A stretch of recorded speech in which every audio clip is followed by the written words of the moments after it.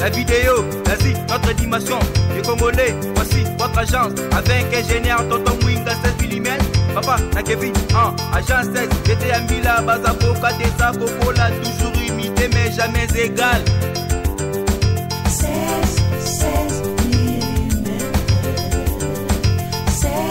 16 mm. 16 mm. 16 mm. Réalisation, clip vidéo, théâtre et cinéma, publicité, documentaire, magazine, reportage mariage, reportage d'aide et émission. 16 mm. Moïse Katumbi ndeko na biso akokoma ne ata premier ministre, akokoma ne ministre ya sport pona moni alinga mambo bale mingi, akoyo okoma ne ministre ya nyonso oyo ya lingi, akokoma pe sénateur. Hein? Mende balobi kaka akoma kaka yekutu te po balobeli yete, mais balobi kaka muto aza concerné na makambo wana akoki kokoma président te, mais akokoma ne ministre eloko eko déranger zani. Honnêtement, adversaire na bino na minute ezana. Adversaire na biso zali mutu nyonso oyo aya na proposition ya loi oyo eza ko botola droit et pas ya ba congolais mususu. Lobby bo sepela pe que président en place abeta 5 mandats. Et ça oui, parce que c'est la même chose. Likanisione koki kozala te ndenge na mona ka mwana mboka Félix. Ngai souci na ngai zali ke ba gros poisson ba intouchable na mboko bazala susu te. To mona yango na partie ya état. Moïse Katumbi ayiba wapi? Yo ka place Moïse ayiba détourner mbongo. So batindi IGF kuna makambo yo bimate. IGF kende Katumbi aza prêt biso même si ko IGF akekoluka Katumbi basola tango aza gouverneur. To ba métis so azotambola nzela. Bazobenga de père et de mère. Né de père et de mère. Na ebite so yeba makambo. Mikolo ekomi ba moni métis azotambola nzela. Né de père et de mère. Non, moi j'ai vécu ça. Bandeko balandi ya Info 16 biso yeyo tokutani lisusu na lisolo na biso tomesana ko solola makambo ya mboka yango nani mboka ngoyo kombo nini mboka yango kombo nango Congo République démocratique du Congo oyo kozalaka moko ekokabwanaka mokolo moko te ata ko bayi politique bazali koloba pe bazali ko luka bambition na bango basala. Mais biso tokoki kokabwana te po tozaba na papa moko ekolo moko libota moko lelo bokoloba sezo yambeli biso nini to yambeli bino na lobi na lingi ko présenter yete mais na lobi kaka ke azali moto ya ensemble ya Moïse Katumbi na ye tokomeka ko solola na ye na ye tokomeka ko lobela surtout likambo ya loi tiani place bozali bogangi loi tiani ezobota ba problème tokoki ko pesa ye mbote ndeko na biso mbote papa 16. Est-ce que vous se présenter na balandi na biso ya Info 16 bayeba yo bamona yo déjà mais bameka koyeba yo lisusu po esali moi mikolo bamoni yo. Bon, ngai yabino Dani Ekulu Yogo nazali membre ya Ensemble pour la République, nazali pe président ya association Katumbiste kombo nango pacte de Katumbiste. Alors tous aba Katumbiste biso nyonso yango naza na maboko ya 16 awa pona émission na ye. Voilà bandeko boyoki otozali azali pena mutu alibanda te azali mutu ya kati do bakatumbiste oyo bajuro oyo bazola la pongite ndeko bozola la pongite nga nakotaka mbala moko na mozindo ya likambo toyokaki awa yiki kebimaki ono lwatia nezobima lwatia nango elobi nini elobi ete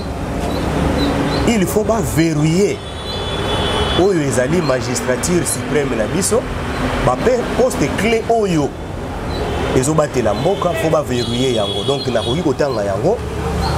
okoki kokoma président de la république te soki oza obutami na papa to mama congolais te okoki kokoma président ya assemblée nationale te okoki kokoma président ya sénat te na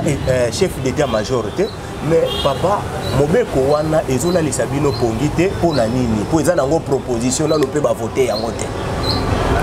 Merci mingi papa 16 pona motuna na yo na sepeli mingi kasi biso na pacte de Katumbiste biso ba Katumbiste en général toza bato batalaka o babengi mibeko biso totambolaka te oye koloba na basentiment te ntango constitution basalaka yango na santiti bayebi awa tovote yango eleki na référendum nayebi te soki moto apromulga yango ezali Katumbi andimi te ezali Katumbi bino boyebi ezali ye te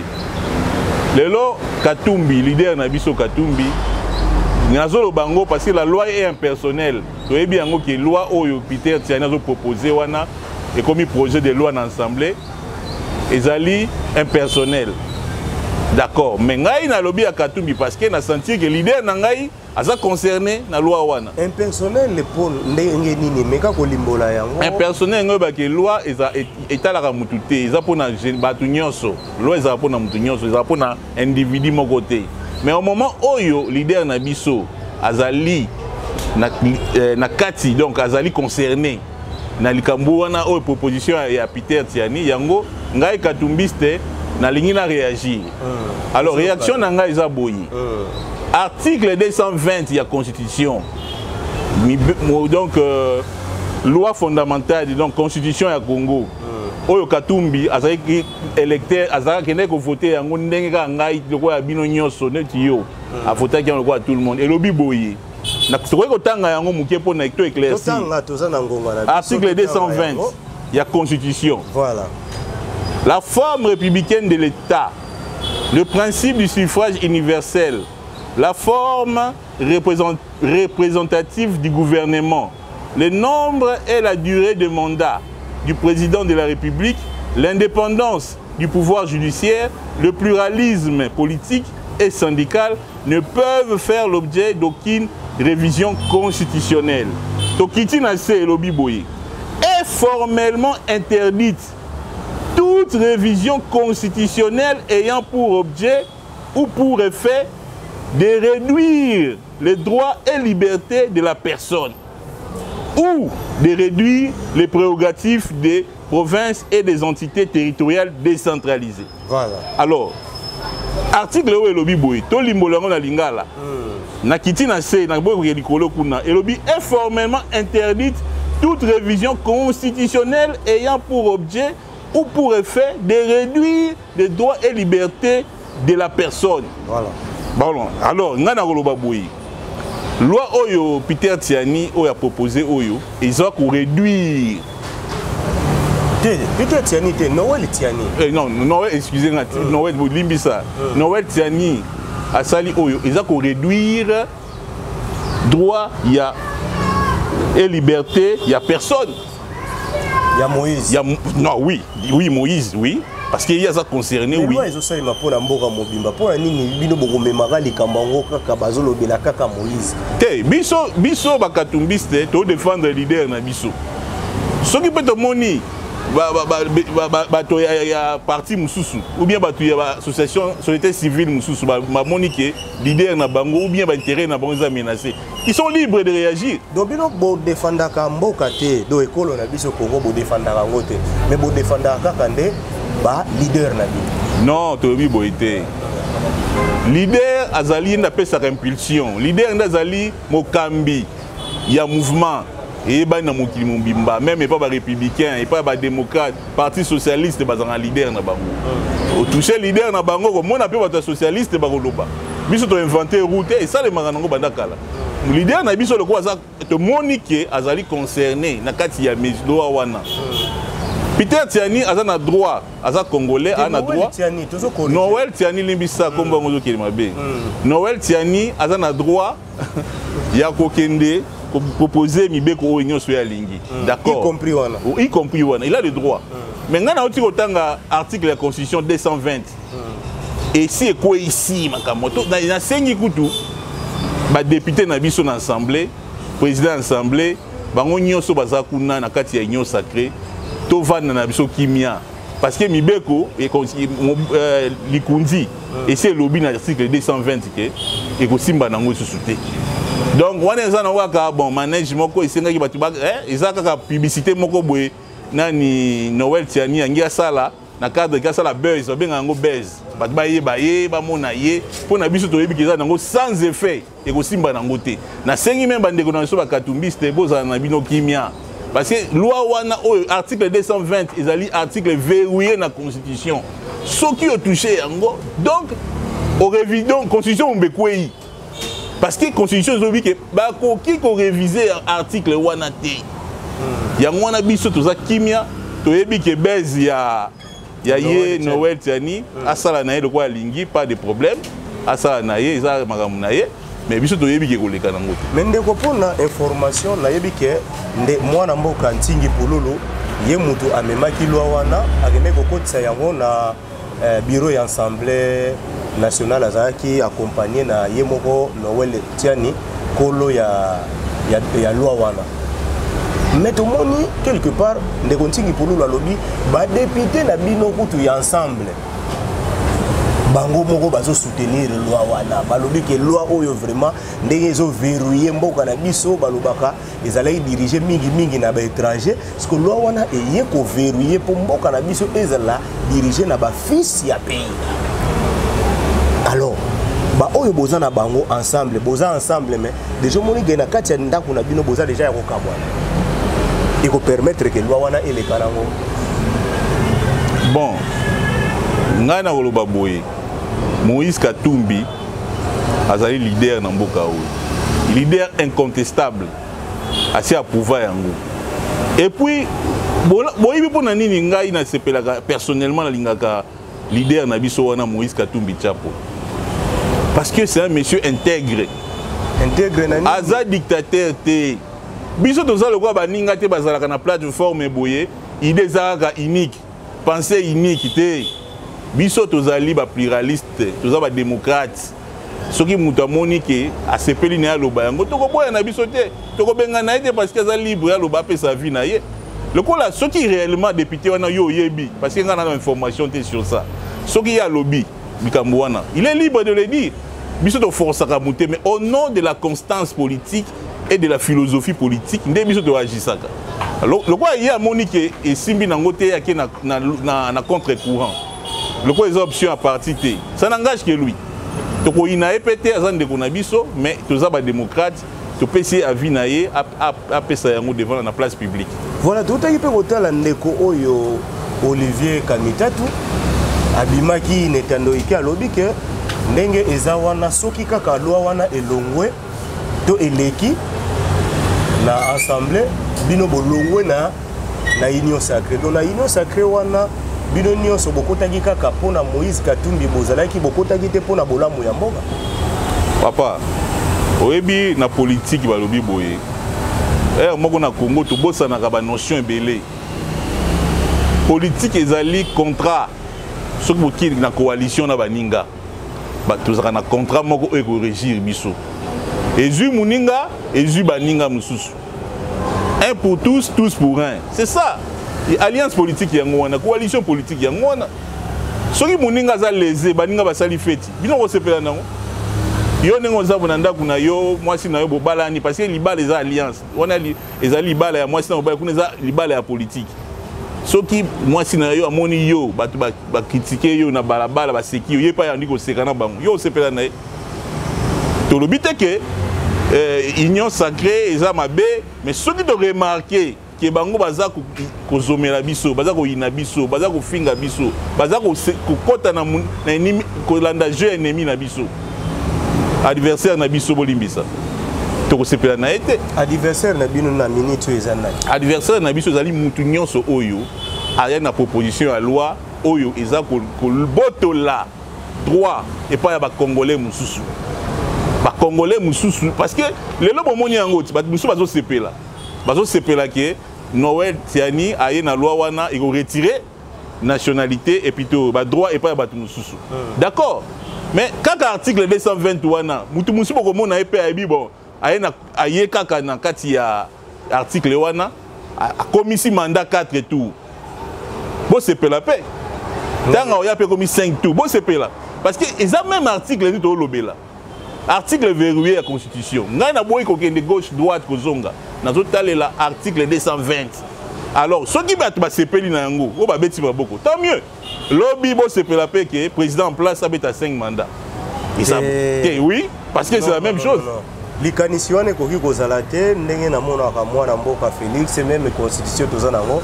elobi mandat ezali moko renouvelable une seule fois donc ndeko na biso fatia kosala mandat na ye nga nalobi ke baproposition ya loi wana mpe koya te yango nalobi boye nazozonga ndeko 16 article 220 parmi na constitution mobimba article eza verrouillé yango wana ezali batushaka yango te donc loi oyo Noël Tiani ake koproposer na parlement loi wana ezali contre l'article 220 bon dire bozo comprendre ye bien te ya lobi boye zala no ministre net Moïse Katumbi ndeko na biso akokoma ne ata premier ministre akokoma ne ministre ya sport pona moni alinga mambo bale mingi akoyo okoma ne ministre ya nyonso oyo ya lingi akokoma pe sénateur hein mende balobi kaka akoma kaka yekutu te po balobeli yete mais balobi kaka muto aza concerné na makambo wana akoki kokoma président te mais akokoma ne ministre eloko eko déranger zani honnêtement ngai mambolobi wana soki constitution na biso et l'article on a tangi ezalaka nango te na ngai natika na ngai lokola mibeko lobi ezala bongo totika parce que biso tolandaka oyo ekomami toza te lokola bato oyo bazo créer makambo mpona baloi moko taillé sur mesure biso lobi constitution ekomama na bato mais bato bakomaki yango bayebaki ke likambo oyo ekoya ils ont anticipé bayebaki ndele likambo oyo ekoya yango tokomi na yango article yango wana ezali papa article ezali soki ezalaka te nanga na biso ndeko bon ndeko na ngai Katumbi vana na okasi na ndaku bon tokomata premier ministre mais ngai namoni article oyo nakolala pongi te il faut naloba yango mpona badongolo miso nyonso bacomprendre ke makambo na bango nyonso ya sans effet nul sans effet tobwaki on a mai déjà voilà tozokokende malembe na lisolo na biso totaki komona la fois passée ndeko na biso Matata Ponyo babengisi ye akende ko répondre parce que azalaki cité na détournement oyo esalemaki na parc ya agro-industriel ya Bukangalonzo ndenge nini ozomona justice oyo ça va po bino bato boza na pouvoir po bosa na te boza na union sacrée pour la justice maintenant ça va ou ça ne va pas bon biso lokola bakatumbiste toza bato oyo tolandaka mibeko ya mboka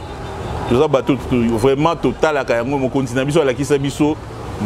mibeko ya mboka il faut landa yango na suka ndeko na biso Matata soki justice ana besoin na ye ayoka ye ngana moi mabete ako se défendre aza mutu aza na bavocat na ye ayebi oya salaki soki ake ko répondre et que justice est monique yango nde bakanisaki yango te à défendre à prouver le contraire bakotika na bango ye ngai souci na ngai ezali ke ba gros poisson ba intouchable na mboko bazala lisusu te tomona yango na parti ya état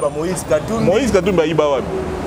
yo ka place Moïse ayibi a détourner mbongo so batindi IGF kuna makambo yo bimate IGF ekende Katumbi aza prêt biso même si ko IGF akekoluka Katumbi basola tango aza gouverneur te ba Matata lobaki yango avant na mboka ki azoya ko faire face na justice metant akomaki problème ezali ke soko lani bien ba dossier ya Katumbi ba dossier na tout ezaki judiciaire tala ba conclusion nango on comprendre que Katumbi atika jamais kozala na makambo mabe nyonso ba dossier stupide so ya ndako wana ekweya Katumbi azaki akité dossier ba passeport soki nini exila ba dossier nyonso ba kabal nyonso ba sai contre Katumbi ezaki na fondement te société na ye MCK bazongisela yango enyingo baka Katumbi nga corrompre kaka kendaka na justice akendaka non parce que aza mutu ya bosembo a mutu atambolaka na droiture yango makambo nyonso wana Nzambe akomprena ke aza mwana na ye asalaka mabe o bato bazokanisa te yango bazalaki dédouaner na makambo nyonso lobi chef de l'état mutu asalaki apesaki tobosala te passeport et pas Moïse Katumbi po azonga na mboka oyo oui président Fachi lobi justice ya mboka yango mutu ekundaki po bazongisa mwana mboka Moïse Katumbi na badroit na ye mais ndenge nini na ba information to na ba source mususu pe bandeko na bino mususu bazoloba ke chef de l'état azosala loi ya Moïse soki ya Noël Tiani ezosala po ba écarter Moïse Katumbi est-ce que mutu oyo azongiselaki passeport lobi asalaki ete azonga na mboka akoki kosala lisusu ete ye azala écarté na élection. Bon, mpona mutuna wana nga na oloba kaka boye Moïse Katumbi yo soyoka Moïse Katumbi alobi ke président Fachi asali boye. Non, batuna bino tozomona ba yo somona Moïse Katumbi président Moïse Katumbi aloba ke président Félix non wana ezali batu ya se hein mutambe pas na droit ya opesa pe vie na ye on a biso ke biso toza ba libéral toza ba démocrate tolobaka makambo oyo mutayebi ke d'après azo analyser mutakoleka na plateau azo analyser élément moko ngelo bateke ba soleki na Moïse ne koloba yango hein azo loba na cadre ke par rapport à la conception naïe parce que c'est un analyste politique azapé intellectuel à quoi émettre va penser naïe mais prise de option politique au examen à niveau à parti to commune na makambozo loba wana te oh yé moko mo continue biso oh ya suis to commune na te wa loba oh l'actuel président de la République a sali en tout cas wana to commune na point wana te alors bon ça la rasiko de démarcation entre balabala ou bien quelques individus na prise de position officielle ya parti il faut boye ba prise de position ya parti pour l'instant les la loi ya Noël tiani. Non, pour l'instant hier na parti ezala ki rassemblement tozala ki na kuna na siège à parti tokendaki ko vanda ko solola ko yeba qu'est-ce que nous devons faire maintenant pour na ko barrer route na kati ya projet machiavélique wana parce que projet wana ezali xénophobe ezali projet ya apartheid eza projet ya racisme alors biso na Congo tokolinga te loko moko eya c'est biso na kati ya mabe oyo toyebi na Afrique du Sud yo bazali kolanda batu mwindu konyokola bango ay komi siko ba race moko ya batu naloba nanu boye mindele oyo bazalaka na Congo atango babotisaka bakoko na biso tango babotisaka bamama na biso mindele mingi bazongaka na mboka na bango bazwi basundoli mwana na kati ya Congo mwana wana souffrir asali boye na kati ya Kisasa sikoyo mwana lelo boye basi mwana aza mabe ye susu te akoma président te akoma soki chef d'état-major te pona ni ebele bakufi na mboka oyo baina nationalité ni baza ba parents mususu baza na en fait aza na parents na azali d'origine étrangère na pese exemple moko touché ba touté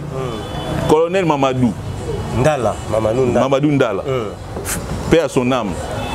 azaki webi ke parents na yemo ko azali mutali mupaya bakufi pona mboka oyo nani yango yebi yango takufa pona mboka oyo. Alors, bino ba congolais, bobi ote aza étranger, mais finalement ils sont moko to yeba eloko tozo luka mutu oya ko yotila biso kimia boboto bondeko za na mboka o to tika otala o auti boy. D'ailleurs ye nani Noël tiani nga na kosenga na eboy. Soka zaki mutu mayele ninga lobi to yebi kiatanga soki na Oxford na Harvard aza sona ba diplôme scama. Mais il a fallu nango nga na sepela na soka ya lobi. Tout le moyen tout changer article ou la constitution je parler na exclusivité à la nationalité congolaise parce que article wana quelque part na constitution parce que c'est amendable on peut amender ça on les a verrouillé oui quoi amender yango na cadre que mutu nyonso même un français à cause de congolais comme ça tout comme investisseur baya tout le monde chef de l'État français a dirigé biso wana c'est naturalisé wana ya makambo mususu mais du moins mutu azwa facilité wana ya comme azata la double nationalité pour à cause de la multinationale à cause de l'américain azape congolais yeba un américain boyebi ba américain baza puissant ceux qui citoyen na bango aza na mbongo eko tia na Congo ba protéger ba faire na ye biso be to bénéficier na yango. C'est un peu ça quoi. Soit vous avez les fois qui na contexte au lieu qui se retirer le droit à battu. Tu retires le droit des gens. C'est ça là où le bas blesse. Quand il y a débat baba qui sera droit yozo longola droit à moutou. Non, quelque part balobaka peu importe ndenge ko yela mais la loi c'est la loi. Ceux qui les lois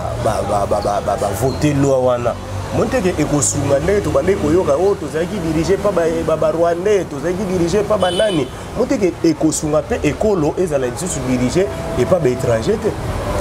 Bon écoutez loi ya mabe loi nyonso ezala na mabe na malamu na yango là je suis d'accord mais tango bino boyebi de ya mabe il faut ôter les milliards na uti koloba awa la loi une loi raciste une loi xénophobe. Hein? Une loi d'apartheid na koloba kutu apartheid parce que mon continent biso conseiller spécial escadé la haute koloba yango il a utilisé le terme que j'avais apprécié mon continent biso salut place aux alliés et loko wana lobby apartheid c'est ça le mot qui convient donc bozoya kotia batu na kati ya mbilinga mi ekomake mutu toloba yango lelo na nzela to ba métis so azotambola na nzela bazobenga de père et de mère né de père et de mère na ebite so yeba maka mikolo ekomi ba moni métis azotambola na nzela né de père et de mère. Non, moi j'ai vécu ça. Hier même aujourd'hui, dans Nzela, on a vécu. Tant que vous avez métis, vous avez métis au Solo. Donc, et comme déjà exclusion, et comme il y a stigmatisation, vous avez comme né de père et de mère, mais ils ont un sens péjoratif. Ils ont un sens péjoratif. Vous avez les ébattus, vous avez comme ils sont liberté. Et oh, il y a Congolais de mère et de père, ou bien des mères, tu vois un peu. Le vrai débat aujourd'hui est les social et abat. Batu bazana a besoin de misala, batu bazana a besoin de ba conditions bien, soit de santé, maman yé moto bongisa yango, et ça kitoko pour na mutu juste problème à qui ba soigner, le truc voyage ka ba poto pa pamba, to bongisa ba système de santé na biso. Ah, demandez yango wana. Yé mutu mayele Noël Tiani. Et le refaire yango yango wana. Et le koya ko tia mbilinga mbinga na mboka biso to bi non. Même le roi est comme un parlement, problème est nous sommes sereins que Batomi Beko Bazali, article wana, soki loi wana et goulekate. Mais tozoyo kake na CC batu ensemble balobi tokotambwisa mbongo balobi leader na bino ya tambwisa kaneka kambongo dernièrement makelele utaki kobima na Fekofa awa championnat ndenge sileli balobi leader na bino atambwisa kimbongo pour la leader na bino za cité kaka na mbongo. Alobi hein papa 16 ndeko 16 équipe le roi Mazembe nega umuna ataku ngana avec les bien na bi vérité nazali mutu ensemble pour la république ngana avec les bien mais na aussi ngapi wande kono so veya hein to boyete ke mabe koza côté musume total la paix bon côté à côté moko le football même vite to comme un adversaire moko ou azap makasi le ko Mazembe ils ont ça la paix que to travailler makasi pour to comme na niveau Mazembe pour na niveau Afrique to lo bayango Mazembe azali kolo après ba expérience de Tunis hein de Mazembe azaba deuxième ou troisième position il y a des fierté à Mboka au contraire il faut de to CP là qui équipe na biso mo ya Congo et Mati makasi et puis ça fait biso équilibre pour na biso beto ça le football congolais et mata magene ezo corrompre non corruption on est mama lokuta corrompre nani yo mona pesa corrompre hein botika koyoka biloka on est débat ya balabala équipe le roi Mazembe et betaka ba championnat a comparer kaka ti et comme na ba Champions League et coupe ba joie deux fois titre consécutif comparer kaka donc quand tout l'équipe ba président africain nyonso ya football na bon hein donc il a corrompu non abimaka deuxième na coupe du monde a comparer nani FIFA hein ezali ki équipe ya Katumbi za organisé ngai souci nga tant avec les biens za ke biso pe vita to comme à niveau wana oyo Mazembe azana là je l'ai dit ou bientôt les kabango hein na niveau par rapport à organisation to les capé bango alors j'aimerais seulement dire que totika biloba loba yoka Katumbi ngai par exemple dans loba na bino ngai ça fait depuis 2015 na soutenir Moïse Katumbi non na zota un franc na été ya solo wana ata un franc na zota donc les na une vérité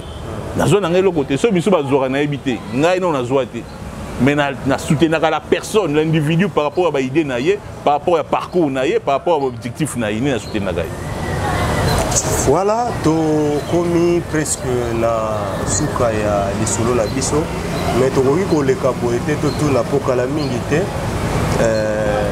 2023 candidat na bino ekozala kaka Moïse okawu lwa Noël Tiani eleki bo suka na ndenge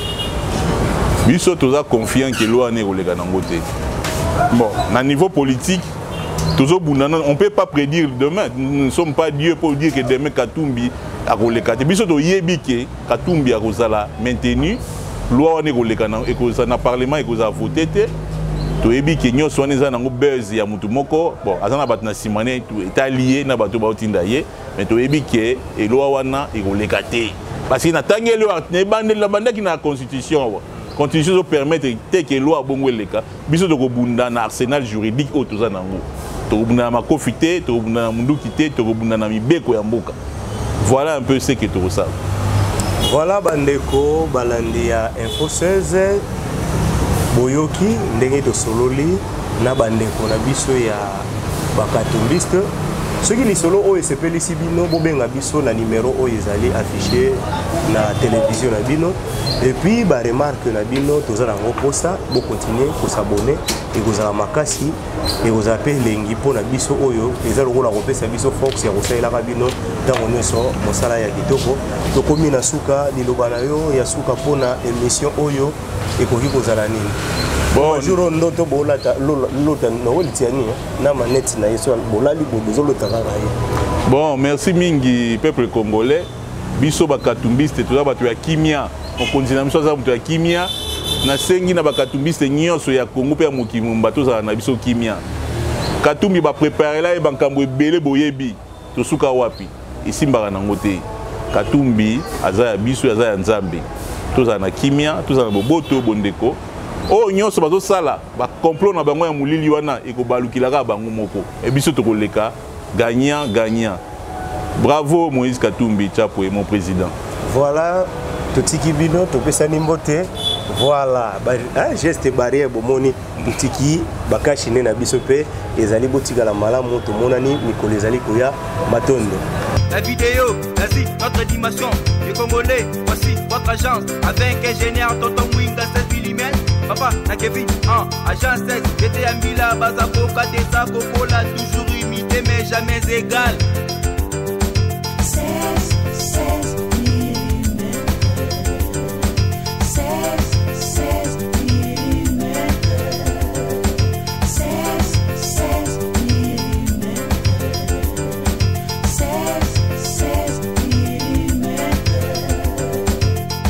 Réalisation, clip vidéo, théâtre et cinéma, publicité, documentaire, magazine, reportage mariage, reportage d'aide